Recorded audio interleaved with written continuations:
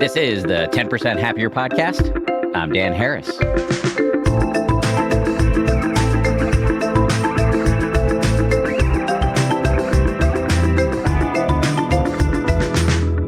Hello, my fellow suffering beings. How are we doing today? If, like me, you've got a mind that likes to marinate in what-if loops, what if I panic? What if I always feel this way? What if I can't handle this? If you're prone to that kind of thinking, this episode is for you. You're about to hear a master meditation teacher, Bart van Melik, hold forth on how to handle these doom loops and much more. Bart also talks about forgiveness and what it actually means not to force forgiveness, how to work with boredom in meditation instead of running from it, how to get out of your head and into your body when you feel disconnected. And he talks about a breathing technique that he uses in lots of stressful situations, including when he's in the dentist's chair. So there's a lot here. Just a little bit about Bart before we dive in here. Bart is a guiding teacher at the Community Meditation Center in New York City. He also occasionally serves as Teacher of the Month over on my new-ish meditation app, 10% with Dan Harris. Like all of our Teachers of the Month, Bart will occasionally do a live session where he takes questions from subscribers. And today we're going to play you one such session. Before we begin, a heads up that I've got 2 live in-person events coming up.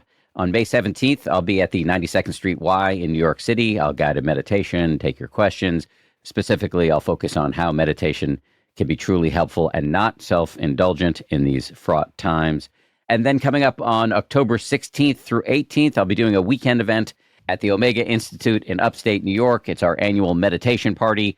I do it with Sebene Selassie and Jeff Warren. It's a full weekend where we teach a variety of meditation techniques. We take your questions. We even throw a dance party. It's a great way to deepen your practice and to get to know other people who also meditate. I will put links for both of these events in the show notes. And we will get started with Bart van Melik right after this. Thank you for practicing together, a radical act of kindness. So I just want to offer some responses, not so much answers, but responses to your questions. And the first one is from Michelle. So I'll just read her question to you. It's about forgiveness.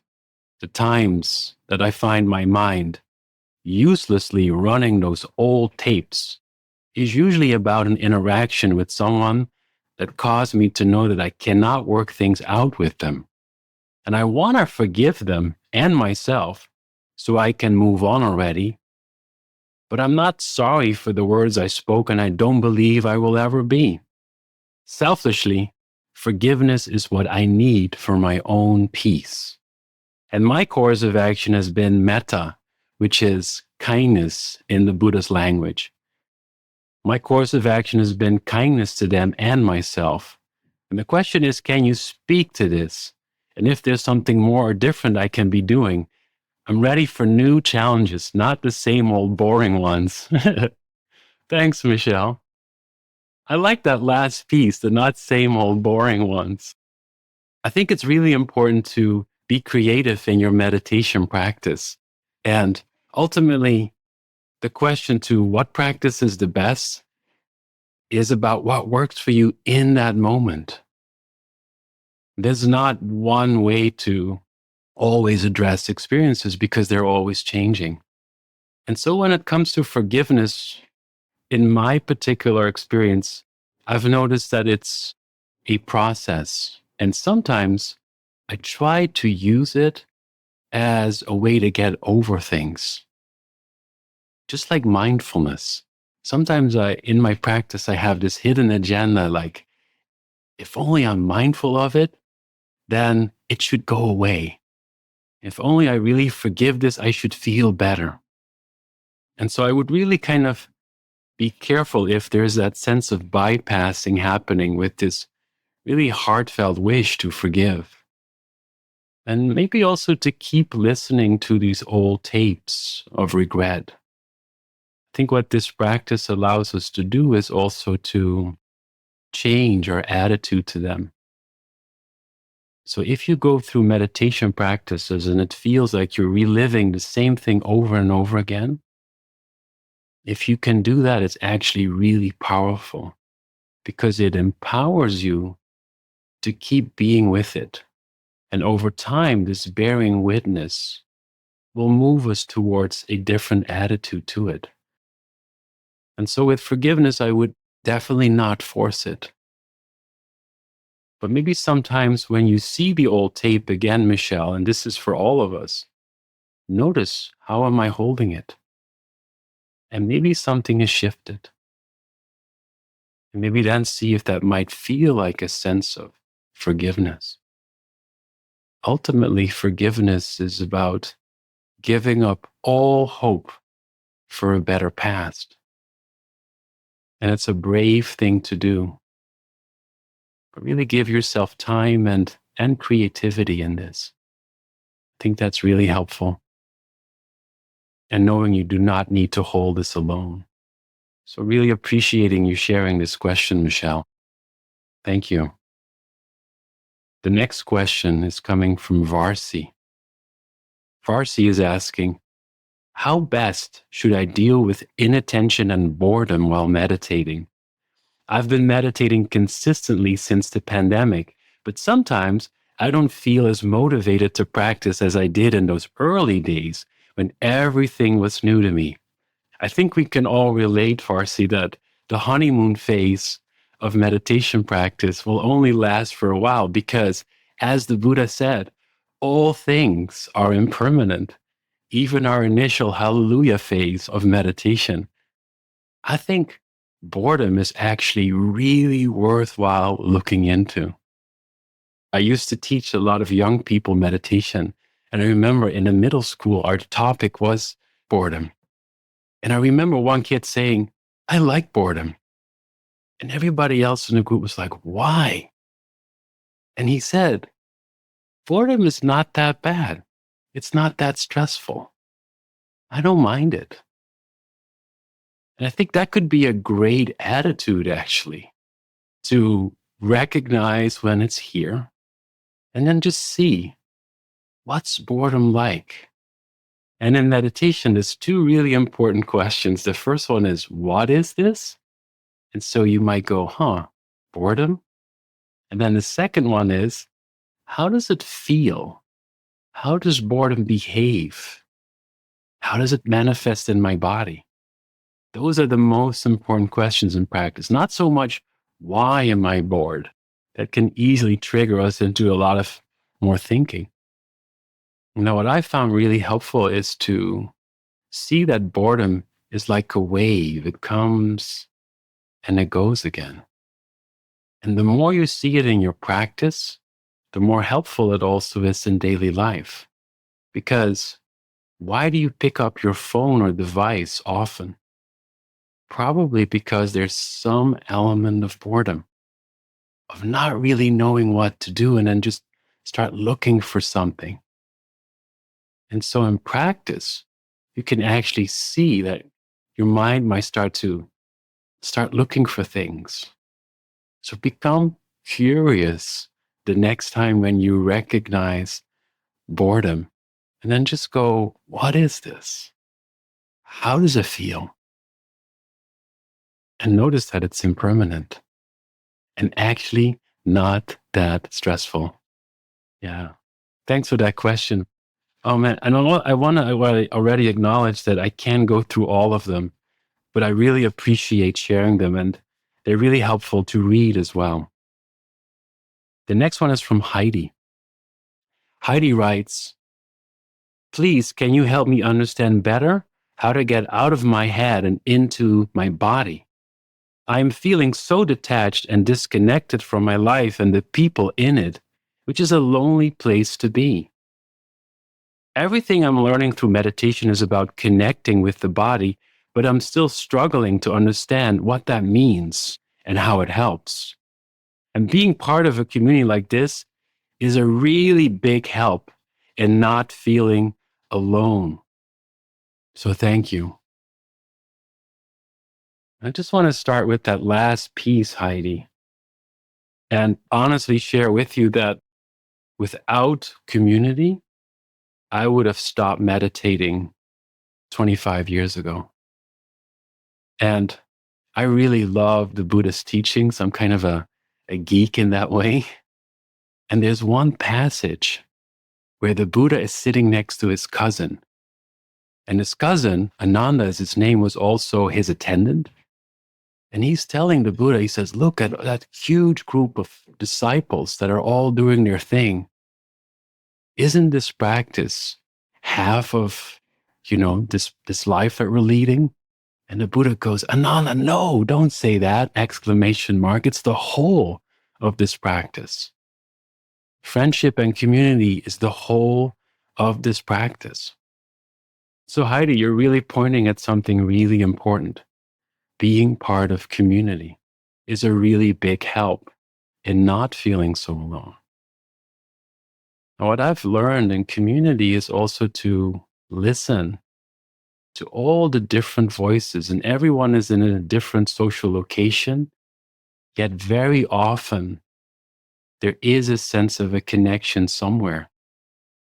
And so your question is a great act of generosity about struggling what it's like to really be mindful of the body. And I think what could be really helpful is, again, to be creative. In what kind of activity is it easy for me to feel the body? And I remember I was teaching in a VA hospital in the Bronx here in New York City. And one man said the same thing. He said, when I'm sitting, I don't really feel my body that well. Can I do something else when you all do sitting meditation or do mindful chair yoga meditation? And I said, what you like to do? And he said, can I do mindful salsa dancing and then pretend as if I'm dancing with my wife? And I asked the rest, and everyone was like, fine, go for it. So this man is kind of doing these movements and all this stuff. But these movements, he says, really make me feel a sense of connection to my body.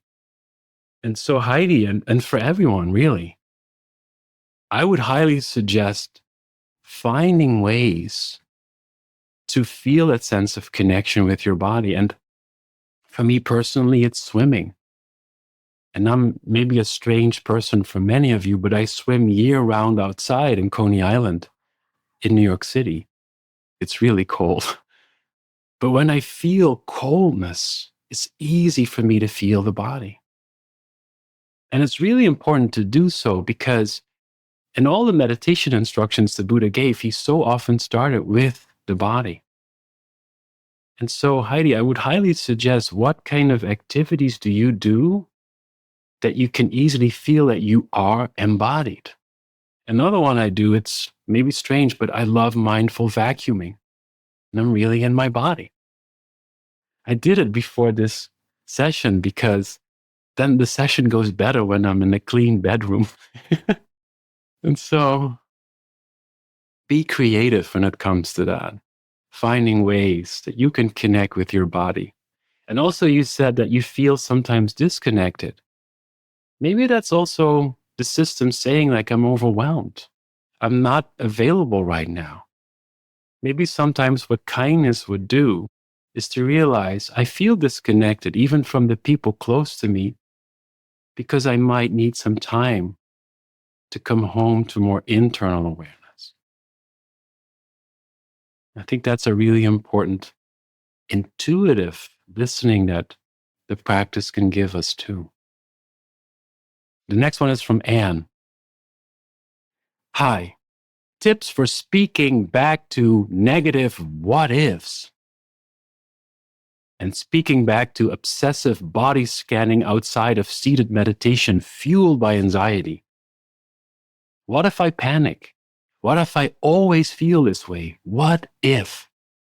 How can I take my meditation into this part of my life? What Buddhist wisdom can I apply? Thank you, Anne. I think that worry is such an important mind state to recognize. And in the Buddhist teachings, it was called an obstacle to seeing clearly. Now, what the Buddha said about worry and restlessness and also anger is that when we feel that in that moment, it's hard for us to see the good in ourselves, the good in others, and the good in both when we're not mindful. So it's a powerful mind state, universal but powerful. And I like that you, in your question, Anne, said, what if? So if you catch yourself thinking, what if, most likely what's going on is worry. And I think when you have a sense of energy, kindness, curiosity with you, my suggestion would be to see if you can go again. Oh, worry is here. Worry is being known. How does the worry feel in the body? So you're already in that way, shifting a little bit from the narrative.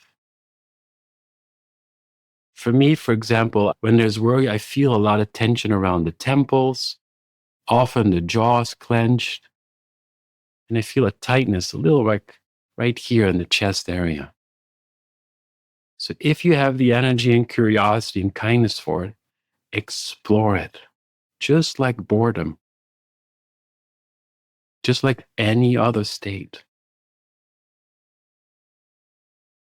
The reason why this particular bearing witness to it with kindness is so powerful, because it will empower you when it comes back again, that you know, oh, I've sat this through. It's still not something I really like. It feels like praying for stuff I don't want. Maybe I can be with it. That's the empowering part of practicing awareness, of mindfulness. But I think sometimes also when you say, what if I panic and it becomes too much? Then what would kindness do is perhaps, and this is also from the Buddhist teachings, redirect your attention somewhere else. And not like in a way that you feel like, oh, I should be with the worry. No, way more coming from a place of, I'm too tired maybe for this. I can't hold this. Where else can I turn my attention? And the Buddha gave one specific suggestion, and that is to become mindful of your body breathing when there's worry or restlessness. Here too, see if you can be creative. Maybe what kind of breathing has become helpful for you. And my go-to is a technique I've learned from a Tibetan Buddhist monk who's from Nepal, and his name is Yongey Minyor Rinpoche. And once he came to visit a class I was teaching of mindfulness meditation in a juvenile detention center. And, we first did the program, and then the kids asked him, so can you also teach us a meditation? And he said, sure, I'll teach you a meditation that I use when I'm afraid. And I remember in that particular place, even the guards were like, let's try this. We want to learn about an easy meditation that I can do when I'm afraid. And so he had us all lie down. And then he said, see if you can feel your body breathing. But he did something special. You could do it right now. See if you can pay extra attention to the out breath. Feeling your body breathing out very specifically. And then he said, every time you exhale, make your body a little more heavy. He kept repeating, exhale, heavy. Exhale, heavy. And I could already feel that the environment of the whole space with the intercom going on, you heard keys in the juvenile detention center, was changing. Exhale, heavy. And then he added only one more thing. He said, now with every exhale, say the word calm, as if you're talking to a young child. Exhale heavy, exhale calm.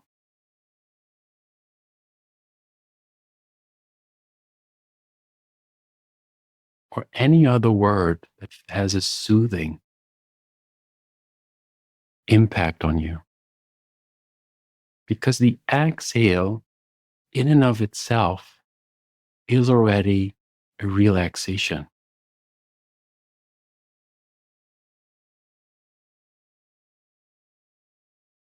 And you could say that a simple practice like that is again a radical act of kindness, especially when you're holding that in the midst of feeling worry, feeling powerless about the news. And so sometimes mindfulness of what's really there might not be the kindest thing to do. Also, someone shared in the questions, feeling way more sensitive because of mindfulness practice. And that at night, maybe so activated that it's hard to fall asleep. Maybe in that moment, mindfulness practice is not the kindest thing, but more like this restorative relaxation practices. And so now that every time I go to the dentist, I go exhale heavy, exhale calm. Even when I had like a serious operation, that was my go-to in the midst of all the what if thoughts. And so I really appreciate you bringing that in, because meditation is not about getting rid of any of all these states. It's about gently empowering us to bear witness to them, to be with them, and to hold them with as much kindness and compassion as possible. And so every time you feel like your meditation doesn't feel good, or you wonder, why did I do this? All very normal, but it's really helpful. So as a teacher, I always tell people, and even myself sometimes, the most difficult meditations are perhaps the ones that we learn the most from. Because if your meditation was always blissful, how are you going to apply this in your life?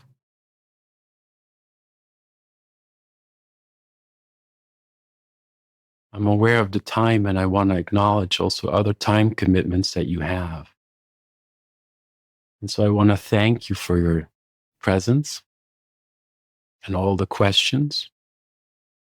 And if you want to stay connected with me, you're most welcome to join a global and local community called Community Meditation Center. And of that particular community, I am the guiding teacher. And we meet every Sunday from 10:30 to noon Eastern. And it's all based on donation. You can just join through Zoom, just like this. And every month we have a theme. And we're going to explore actually befriending difficulty like worry, like you shared with us, Anne. So you're most welcome to join. And just lastly, I want to share the merit with you all of our time together.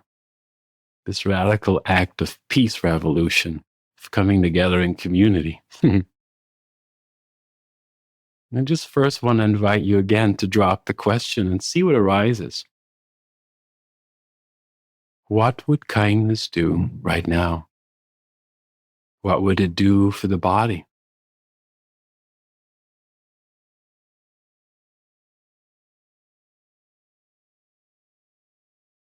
And how would kindness hold your mind state?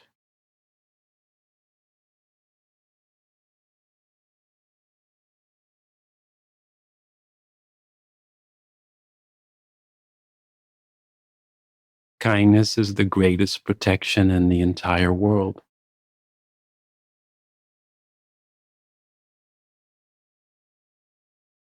And community is the whole of this practice.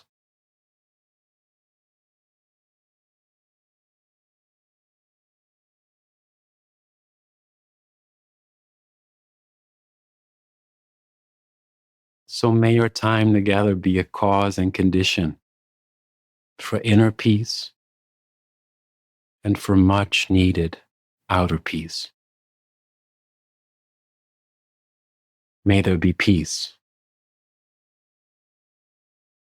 May there be peace. May all beings be liberated. Thank you, good people. And thank you, everyone at 10% Happier, for this experience. It was quite lovely. Be well.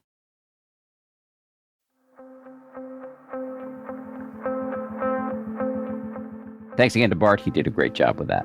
If you like what you heard and you want to participate in one of these sessions, you can sign up for my new app over at danharris.com. We do these sessions every week, meditation, and then take your questions. We also have a growing library of guided meditations from world-class teachers like Bart, Jeff Warren, Sebene Selassie, Joseph Goldstein, and more. If you sign up, you also get ad-free versions of this podcast. There's a whole lot going on over there. And if you can't afford it, just let us know and we'll give it to you for free.